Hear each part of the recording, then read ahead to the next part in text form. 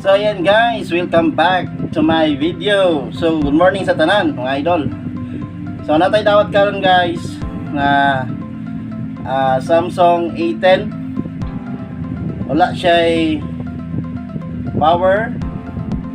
Wala siya power button. Wala siya kanang volume down and up. Pero malfunction niya pa niyang power guys. Pero ato ni siyang pero guys para maayo kay kahit ang gudang yung button guys. So ato ni siyang i-fix karon.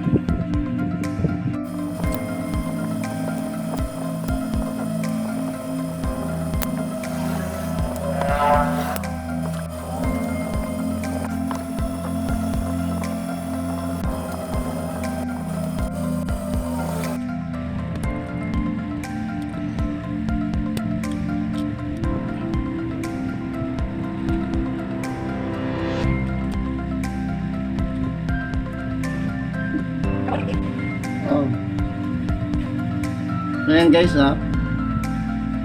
balik na yung kon guys. Yang malang dili siya mo kana yung power ay yung mga volume. So ato yung replacean guys. So yan guys muli yung daan na power button switch. Set na ni siya guys. So maning bago na to guys na power button sa Samsung A10s. Set na po ni siya guys. So atong i-replace.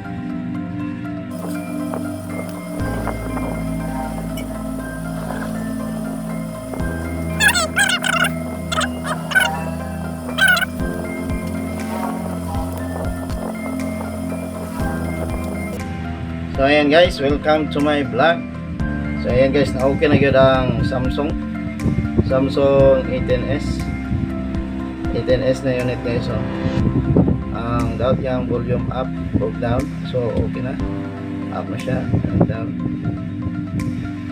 Ayan guys. Mga na itong customer guys. So nagpaabot na. So thanks for watching to my YouTube and Facebook page. Salamat.